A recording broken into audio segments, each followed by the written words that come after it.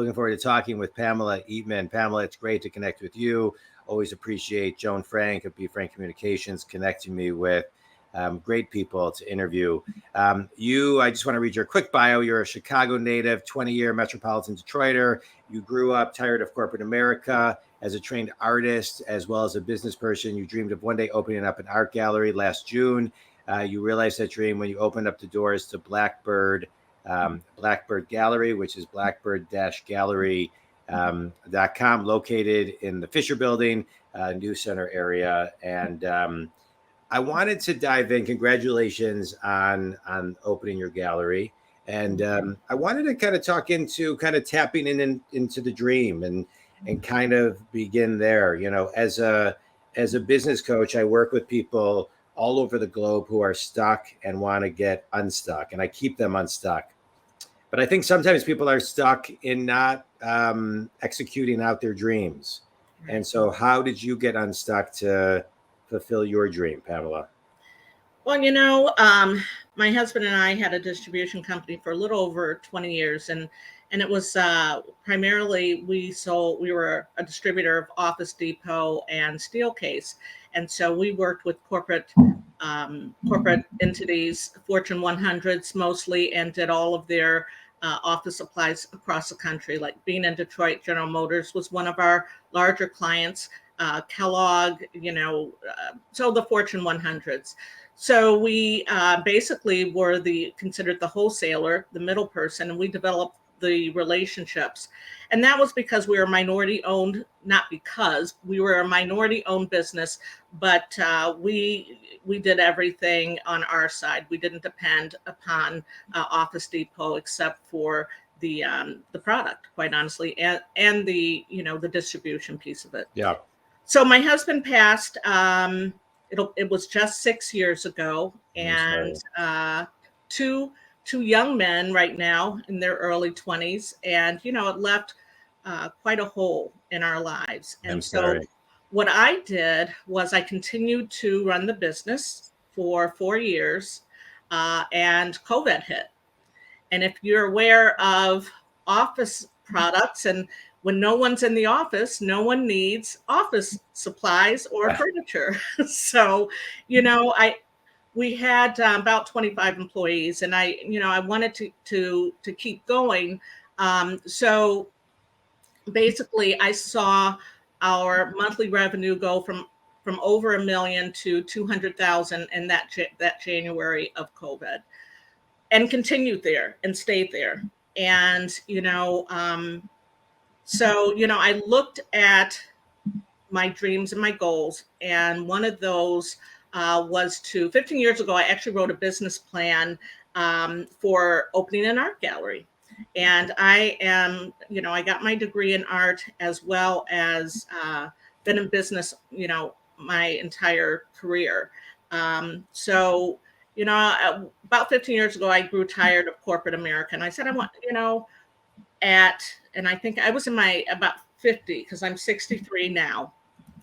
And I said, I'm just tired, and I'm tired of struggling. I got a PPP loan. I got the EIDL loan. I really did everything that I could in order to, to survive COVID.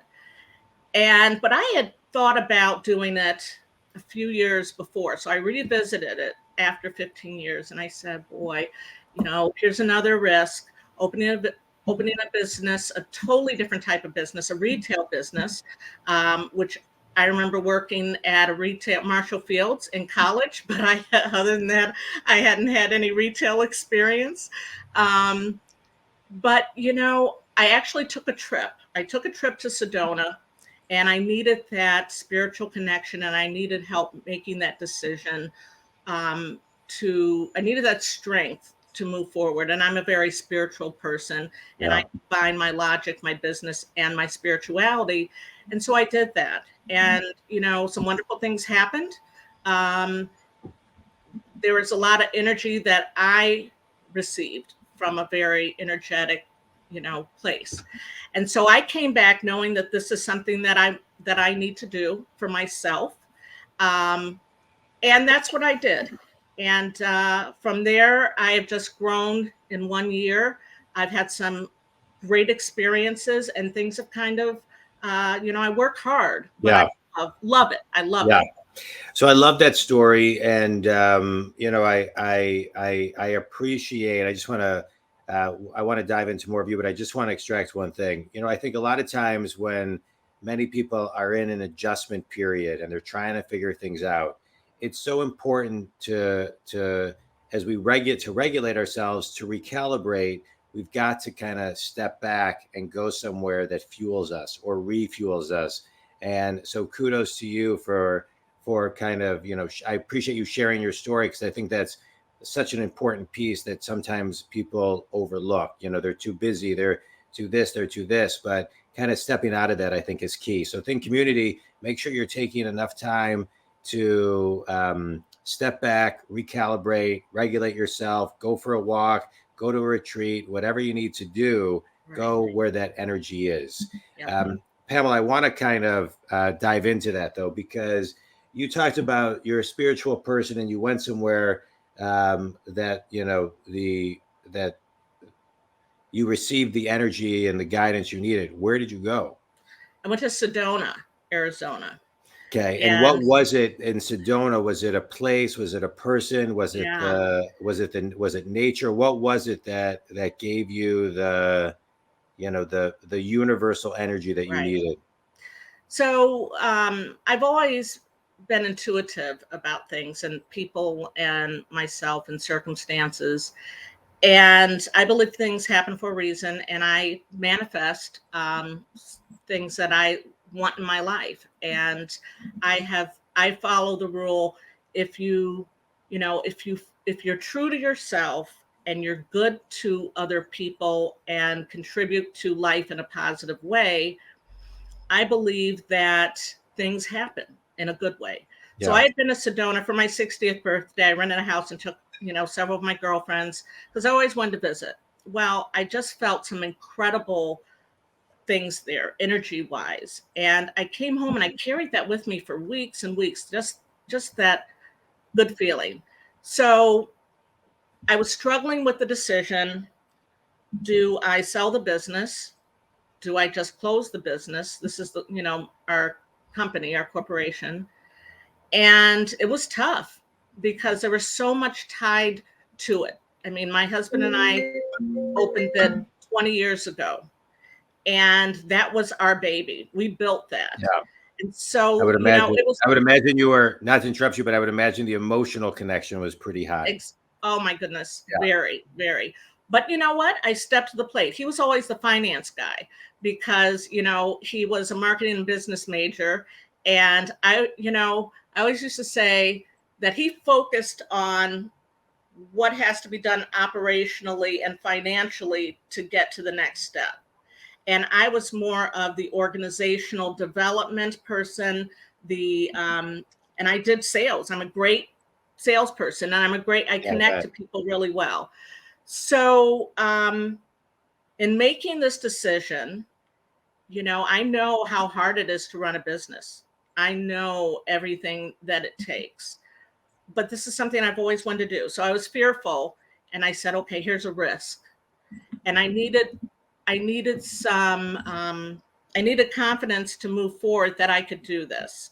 So I went to Sedona, and there was a program. It was actually a retreat, and it's only one person at a time. So you're actually, there's a long interview process because they want to know you. So there were about, I want to say, almost 12 practitioners, and it was everything from like, bringing the energy. And quite honestly, I don't know if people really believe in this, but I worked with the shaman, and we went into, you know, the up into the hills and the mountains, and I did things like hug a tree, and I learned about feeling energy from your barefoot on the grass, and there was a vessel, and I took my fears and everything and then wrote them down and then burned them and put them in the river. Now, I can't say that I've always been a believer, but things happened to me there that, I mean, give me chills to this day. Worked with an intuitive, worked with, the chakras. I mean, ringing bells and all of those things. So there were like 12, 12, and I spent like a half a day with them. And when I came home, I knew exactly this is what I need to do for myself more than anything, because I'm passionate about the arts. I'm a collector, and I've always been passionate. So I combine my business and my art side, and it's been a perfect match, and I'm happy again. I'm happy. I love it. I love that whole story. I've actually taken a couple shaman classes, and I'm going to introduce you to somebody who does kind of gong therapy here locally. And I don't know if you've ever done that, but it's incredible if you don't know of him. But I want to just chat about, before we get into your business, I want to talk about one sentence at a time, the following: what it means to be intuitive, the one sentence way to manifest, and how to find fulfillment. So let's kind of tap into that for a second. So in a sentence, how would you define intuitiveness? And the reason I ask is for a lot of reasons. One, because I think during COVID, it gave people time to really kind of get a little bit more inside. And so I think people came out of COVID a little bit more intuitive, a little bit more because they were forced to do kind of inner work. I run my business on intuition, knowing what questions to ask, what to listen for, and things of that nature. But how would you define, as a business coach, how would you define intuition in a sentence?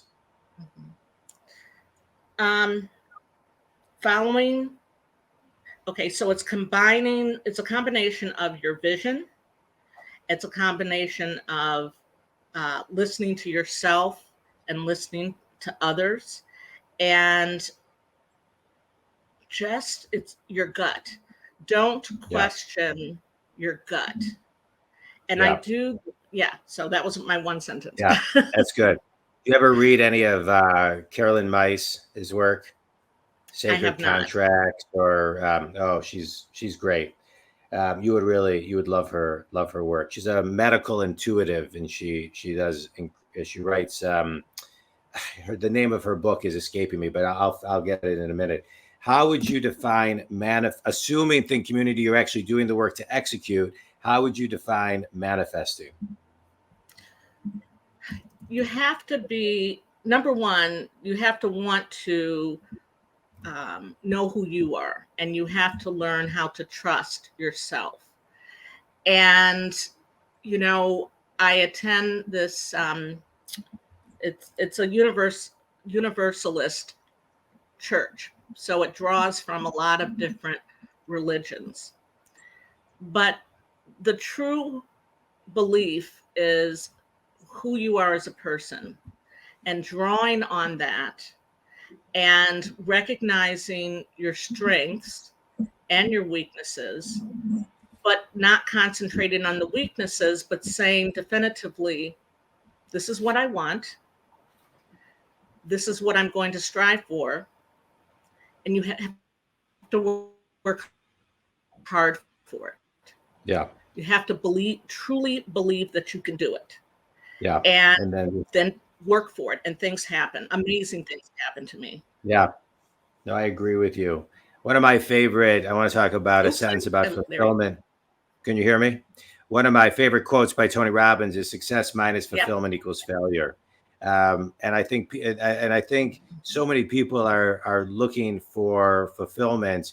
What would you recommend that they kind of the first step, or the first one or two steps to finding their own personal fulfillment?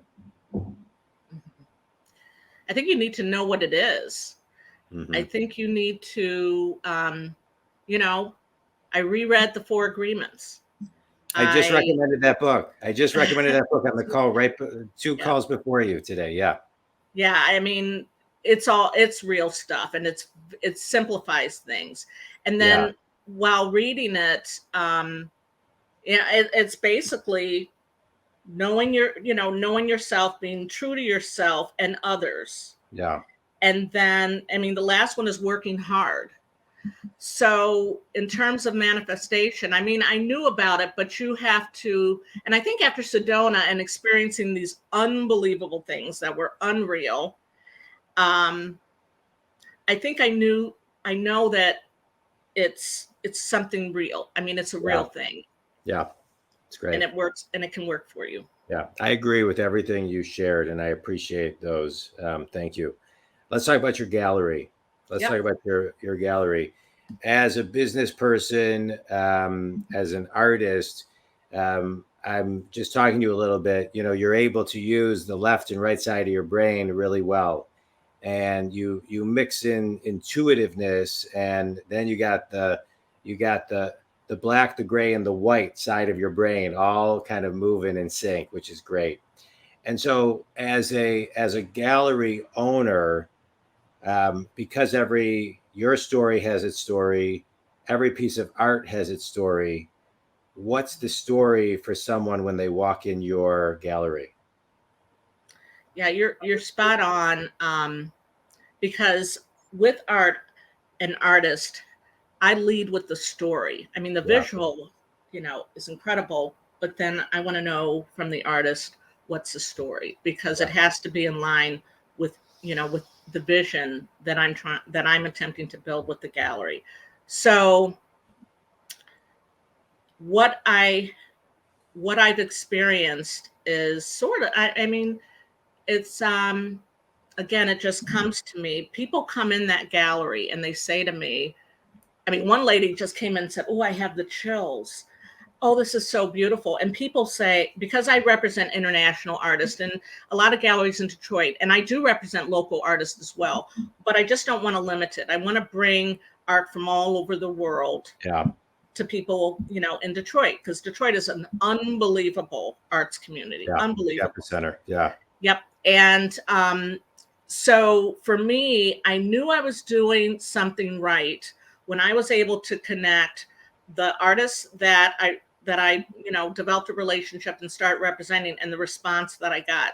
Sometimes, it turned into a sale, other times it didn't, but I made an impact. yeah, And for me, you know, it's not about just business. And I actually um, just wrote this in part of, social media about the gallery.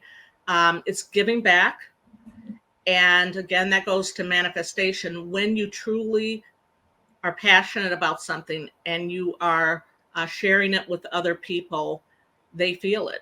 So yeah, they come into my gallery, people, and say, what incredible artist, how did you find them? yeah. You And so just do it's work. yeah, and that's beautiful. So is that how you bring and hold the what I'll call, for the sake of this discussion, the Sedona energy to your gallery? Your Absolutely. energy, the Sedona energy that you kind of morphed with, if you will, when you were in Sedona?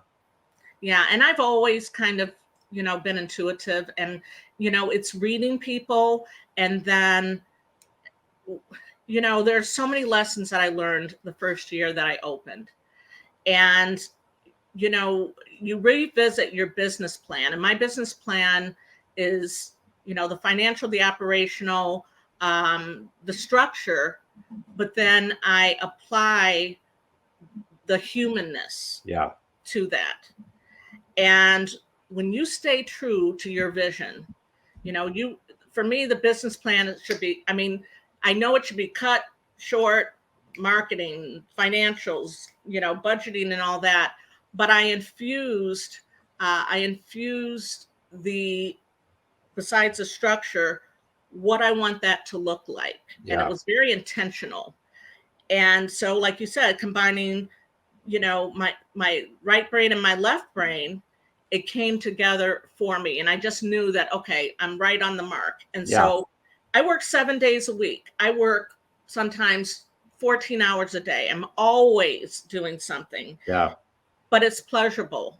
It's yeah. pleasurable. Yeah. Let me ask you a question.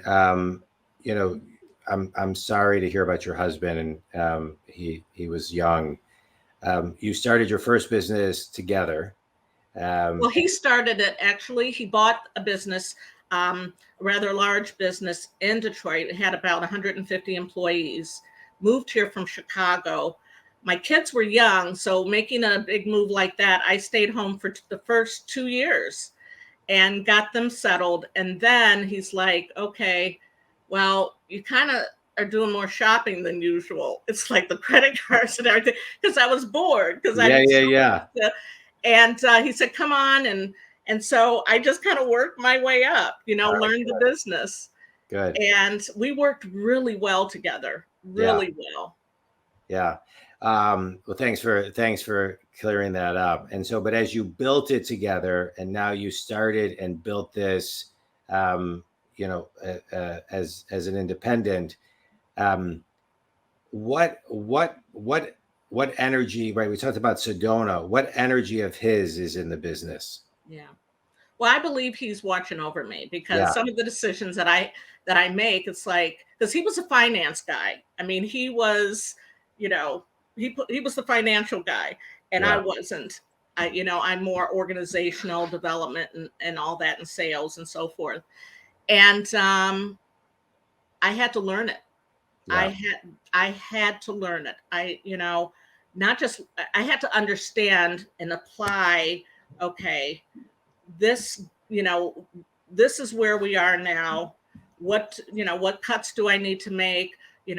All my business reports, and my P&L and my balance sheet and all that stuff. I had to literally learn that. And I actually took a class, or I was GM sponsored me, Tuck University.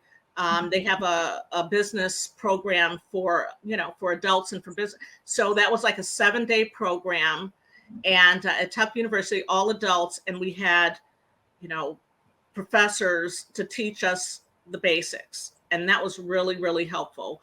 So it's the not operational, but it's the financial that I really had to dig in deep. yeah. Good, good. What a great story. So tell me, tell the Think community a little bit more about your gallery before we move into a quick speed round. Sure. So the gallery, as I mentioned, draws from international artists. It's very intentional. The primary artists that I represent are Black artists, whether they're from Africa, whether they're from, the U.S. And one of the reasons why I focus on that is because we've been overlooked, and in the arts community.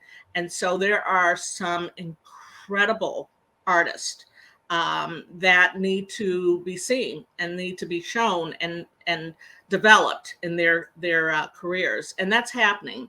I'm doing really well in that segment, and I'm competing. In one year, I'm competing with the big guys. It's great. Uh, yeah, and so I'm staying true to my beliefs. It's not that I don't bring on artists of other nationalities, but it's intentional and it's focused, and I feel like I'm giving back. Yeah, it's beautiful.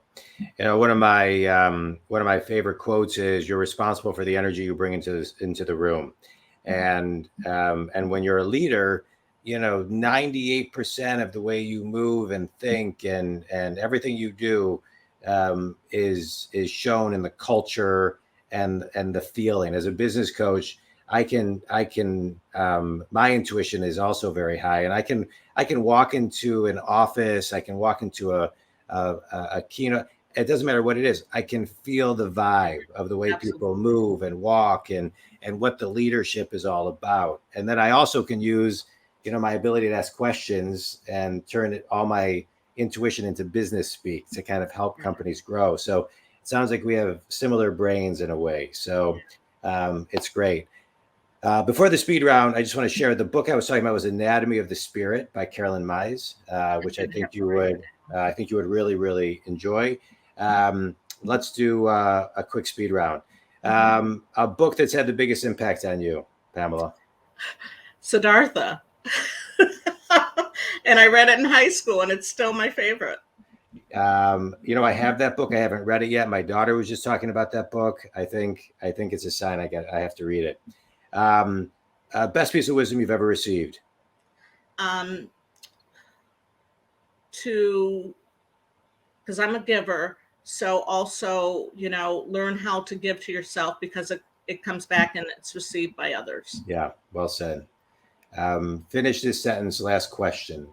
One way, the very first step, let me rephrase this. The very first thing that somebody can do to manifest for themselves is to know their strengths and their weaknesses and fill in the blanks. It's great. Pamela, this was great. I really appreciate everything that you shared today. I appreciate you, being a storyteller and having your gallery that other people can tell their story, to be the eyes and voice for others who maybe aren't being seen enough. I think it's so beautiful. Think community. So many golden, just ideas that we talked about today that Pamela shared. As a business coach who works with people all over the globe who are stuck and get them unstuck, this podcast, Pamela, I love it because I get to have guests like you on that can help get people unstuck, which is in alignment with my one of my missions. I want to extract a couple of things that you shared today, which is the importance of unplugging and knowing where to refuel your energy, the importance of giving back. And although you have to do the hard work, you can manifest and just be patient. And everything happens for a reason, and just never stop trying to fulfill your dreams and making other people feel good, and being a voice for others, I think, is so important. When you have the gift to do that, it's a responsibility that I think a lot of people feel. So thank you for doing what you do. Any last thoughts? I want to give people how can they connect with you? How can they reach out to you, go to the gallery, etc.? Yep. So it's Blackbird Gallery, located in Detroit, Michigan. Like you mentioned, blackbird-gallery.com. And I have all of the artists and the work and information about shows and so forth. So I'd like you to come in, and feel and see how you feel about the art, and then of course buy some art if you're able. Good. The salesperson in you had to come out at the end. I love it. All right, good. Think community, if you want to reach me, you can reach me at jondwoskin.com. Pamela, this was a pleasure. Again, thank you to Joe and Frank, Be Frank Communications, for connecting us. Wish you continued great success in everything that you do, and all the lives and bright light that you bring into the world. Thank you so much. Thank you. Thanks, John.